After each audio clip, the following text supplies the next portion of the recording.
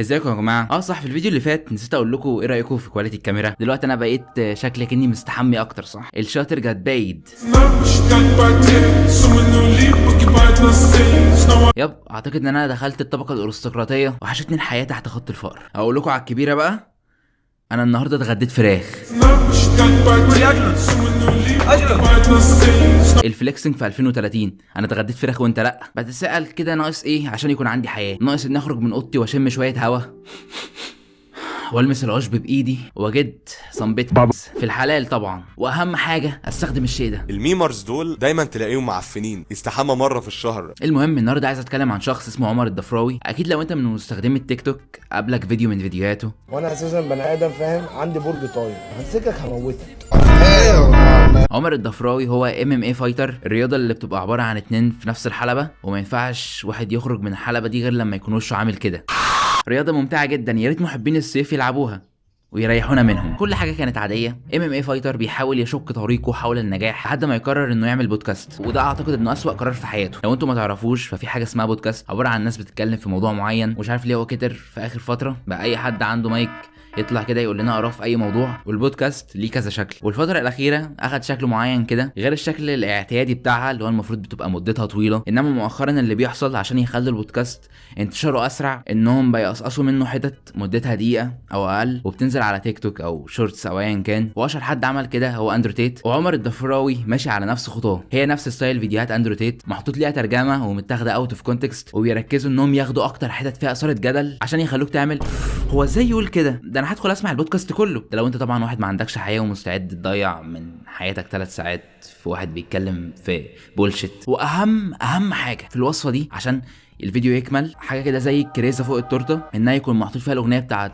عاصي برابيضه ماشي. وايوه انا ما كنتش عارف اسمها فكتبت عاصي برابيضه وطلعت لي الاغنيه دي. هي الراعي الرسمي لكل الالفا ميلز، بيستخدموها في كل فيديوهاتهم. مش عارف ليه اول لما بسمع الاغنيه دي هرمون التستوستيرون عندي بيضرب 200%. جرب تسمع الاغنيه دي لصاحبك الاملس، تاني يوم هتصحى تلاقيه وولفرين. لو بتروح الجيم والمكملات بقت غاليه، الحل بسيط، حط سماعتك وشغل الاغنيه دي، اضمن لك انك هتشيل ضعف اوزانك. لو جبت اتفه كلام في الدنيا وحطيت عليه الاغنيه دي، الموضوع هيبان اكنك بتقول خطاب حربي. ولا يا عمر مش هتنزل ترمي الزباله؟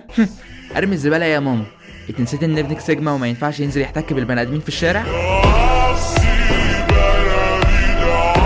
المهم لعيبه MMA قبل كل فايت بيعملوا حاجه اسمها بريس كونفرنس، بيقعدوا مع بعض وبيفضلوا يشتموا في بعض ويستفزوا في بعض عشان يخلوا الموضوع سبايسي اكتر. ومثال للناس اللي عملت كده هو كان كونر ماكريجر، قعد يكبر في نفسه ويفليكس على الشخص اللي كان قدامه اللي كان حبيب، وحرفيا اتفشخ. فالشيء اللي استنتجته من الفرجه على بودكاستات عمر الضفراوي انه بيكتب الطريقه دي في البودكاستات بتاعته. وايوه انا شخص ما عنديش حياه وضيعت من عمري ساعات في ان اتفرج على الكلام ده، فتلاقيه مثلا بيتعصب على حاجات عاديه. انا مش هبقى داخل مكان اكل الماسك بعد اذنك.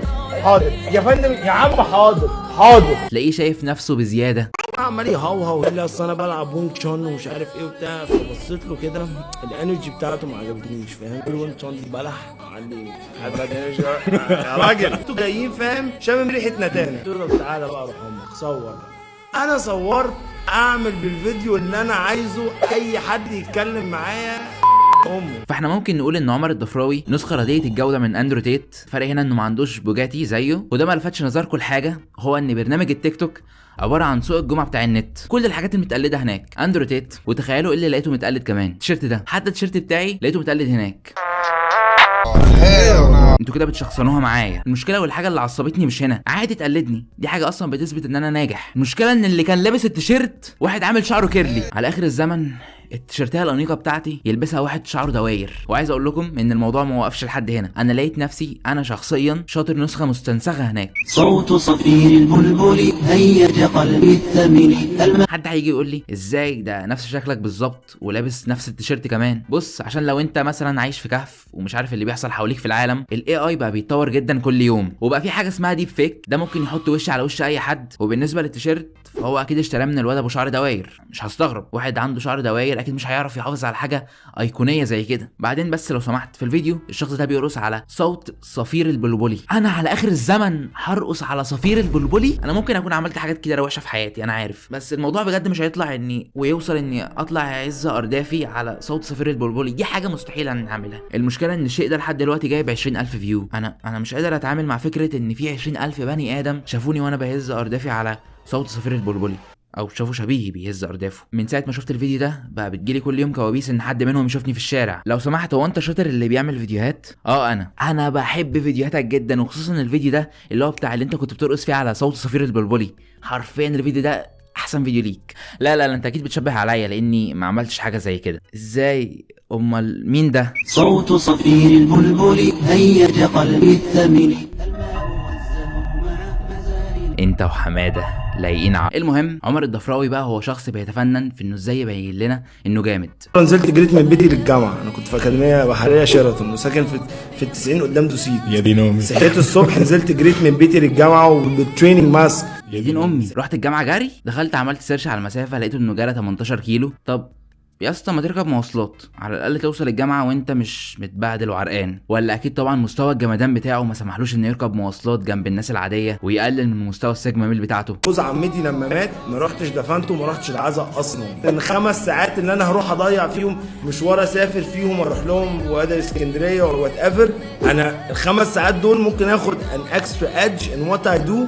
هو ما عندوش مانع انه يضيع 3 ساعات عمال يجري فيهم بس يروح عزا جوز عمته، او يطلع في بودكاستات بالساعات بس يروح عزا جوز عمته ويضيع 5 ساعات من عمره. انت عايزه يمس the opportunity to You don't have the right to call yourself a West Coast gangster. الفكره ان اي حاجه لما بتروح الاكستريم بتبقى وحشه. عايز تحافظ على وقتك ده شيء جميل، بس مش لدرجه انك تقعد تحسبها بال5 ساعات. ومعلش برضو، ايه المهاره اللي الواحد ممكن يكسبها في ال5 ساعات دول؟ مهاره تقشير البطاطس مثلا، مهاره عمل سندوتشات البيض. وبعدين هو ليه بيتكلم على جوز عمته بقرف كده؟ اللي هو انا ما روحتش العزا اصلا. انا بتخيل رياكشن عمته على الكلام ده. This is how extreme I was. اللي هو قعدت 3 سنين ما عتبتش فرح، ما عتبتش خطوبه، ما عتبتش خروجه. او انت ممكن تقول ببساطه انك قعدت 3 سنين ما عندكش حياه. لعيبه لول لما يجوا يوصفوا نفسهم، هو قاعد هنا بيربط النجاح بانك لازم تقفل على نفسك وما تعرفش اي حد وما يبقاش عندك اي حياه بره الشغل بتاعك، تبقى عباره كده عن آلة شغل. مع ان دي مش الطريقه الصح. انت ممكن بكل بساطه توازن ما بين الحاجتين، ما بين شغلك وبين حياتك. وانا مش فاهم ليه كلامه يوحي انه ايلون ماسك مع انه لاعب MMA مش اكتر. ايه الحاجه اللي بيعملها في يومه غير انه يتدرب؟ يعني ايلون ماسك مثلا اشهر واحد موجود على الكره الارضيه بيلاقي وقت انه يعمل حاجات تافهه، مع انه المفروض بقى يبقى اكتر واحد مشغول. واعتقد ان ايلون ماسك ذات نفسه لو جوز عمته مات اعتقد انه هيروح العزا. انا دلوقتي النهارده انت شتمتني مثلا واستفزتني وانا اساسا بني ادم فاهم، عندي برج طاير، همسكك هموتك. ده شغلي، ده حياتي. انا حياتي ان انا ما بخرجش زيك، ما عنديش صحاب زيك، ما بسهرش زيك. هو واضح كده انه بسبب او من غير سبب لازم كل شويه يمنشن انه لا انا مش بخرج زيك، ما عنديش صحاب زيك. كاوتش العربيه وانا راجع من اكتوبر اخر مره كانت هتضرب مني. قلت يا لهوي وانا على الدقيقه اوساطي اللي هو انا عمال افكر طب انا ممكن اكلم مين؟ مفيش حد، والله العظيم فكرت مفيش حد اكلمه. اعتقد ان لو كان عندك صحاب كنت هتلاقي حد تكلمه ويجي يساعدك. وده يعلمنا يا جماعه ان احنا لازم يكون عندنا صحاب. الصبح اللي هو ما عنديش حد صحاب اكلمه، اللي هو حد حتى بيكلمني هو يا برو انت ودي مش حاجه مثلا مضايقاني، اللي هو انا اخترت ده، انا اخترت الغي كل حاجه عشان خاطر الحاجه دي. يا اسطى صدقني خلاص عرفنا انك ما عندكش صحاب. هل هو اتجرح من الناس لدرجه انه خلاص ما بقاش طايق انه يتعامل معاهم تاني، ولا هو بيستخدم حته انه ما عندوش صحاب كانه بيفليكس علينا مثلا؟ لو كده فدي هتبقى تقريبا اغرب حاجه الواحد ممكن يفليكس بيها على الناس. ولا ممكن يكون عنده رهاب اجتماعي وبيستخدم الكلام ده كحجه مثلا. انا لازم ابطل اوفر ثينكينج. يا ابو شغال فين؟ ساكن فين؟ وبيبل ستارت بقى فيكينج بقى اللي هو نمر كدابه، اصل انا ساكنه في مش عارف يا ستي ما حدش فارق. عشان كده انا بحب البس كده. بحب البس كده. انا شحات. هو بجد مفكر اللبس اللي هو لابسه ده لبس شحاتين؟ انا مش مرتاح ان انت تبص لي وتقول نفسي اعيش عيشته. لا، انا نفسي اشوفك تعيش يوم من الايام اللي انا عشتها لوحدك. وريني هتعمل ايه، وريني ازاي هتعرف تقوم انت ان انت تتمرن كل يوم 10 اسابيع. يعني ايه الصعب في ان الواحد يتمرن 10 اسابيع؟ وهو هنا كمان اتعمد انه يقولهم 10 اسابيع، ما قالش 2.5 شهر عشان بس يخليه بس رقم كبير 10 اسابيع. بس عايز اقول لكم افتكروا ان انتوا طول ما في سقف فوق دماغكم عندكم سرير تناموا عليه. ينشف نفسه بعدين يتكلم؟ لا لا لا لا لا، هو هيعمل فيديو وهو بينهج وبيشر عرق عشان يبين لنا ان انا سيجما ومكافح وانت قاعد على طبق في البيت. اهو مثلا يعمل لنا فيديو وهو بيتمرن تحت الشتاء. يا اسطى روح اتدرب في مكان مقفول عشان ما تاخدش دور برد. وكمان لازم يحسسك انه الشخص الوحيد اللي راح الجيش. مدرسة تعليمية وتهذيبية، جيش فعلا للرجال. يعني انت عشان تبقى تعرف تعدي جيشك لازم تبقى راجل هو ليه رابط ما بين الرجولة والجيش؟ ايه ده يا صاحبي، انت ما دخلتش الجيش؟ يبقى اكيد عندك ضعف نفسي. وليه موصل لنا ان الجيش ده عباره عن مصنع للرجاله، اللي هو انت لو دخلت فين بوي الجيش هيطلع منه جيجا تشاد. وانا هنا مش قصدي نقلل من الجيش، تسلم الايادي، بس المهم ان مفيش علاقه ما بين الرجوله والجيش. الرجوله المفروض انها شيء انت بتكسبه من التجارب اللي انت بتمر بيها، ومش عارف ليه انا بوضح حاجه زي كده اصلا. انت دخلت الجيش كله بيشرب سجاير، كله. انا كنت بشرب زمان. it was very easy لما انت قاعد العيال بتشرب في العنبر، بتشرب في الحمام، سهل جدا عليا كنت ارجع اشرب لي سجاره حتى. واو يا دين امي، شفت ازاي مسك نفسه وقاوم رغباته وشهواته وما شربش السجاير مع انها it was very easy. انجازات محدش مهتم بيها. مثلا كنت في الجيش، حلو. هل في اي حد مثلا الناس اللي قاعده في الساحل دي، هل في اي حد يعرف ان في مثلا بتاع 200,000 بني ادم بيقضي خدمه عسكريه مثلا في الشهرين اللي فاتوا دول؟ ولا ايه العلاقه ما بين الجيش والناس اللي بتصيف؟ هل هو مثلا عايز الناس اللي بتصيف تسيب المصيف بتاعها وتروح تقف معاك على الحدود؟ يعملوا ايه طيب؟ محدش مهتم. في واحد مصري تاني اسمه محمود سباع، ده كسب بطولات وطلع برضه في كذا بودكاست، بس ما فضلش يفليكس علينا وجوز عمته وان هو قد ايه لونلي مان. ما عنديش صحاب زيك. وبس كده يا جماعه، دي كل حاجه عندي النهارده. وصلوا الفيديو ده ل 10000 لايك لو عايزين انا وعمر الضفراوي ندخل في فايت حقيقيه. وما تنسوش تعملوا لي فولو على الانستجرام، بنزل هناك حاجات مهمه، وتدخلوا الجروب وتعملوا سبسكرايب لو مش عاملين. واشوفكم في الفيديو الجاي. سلام.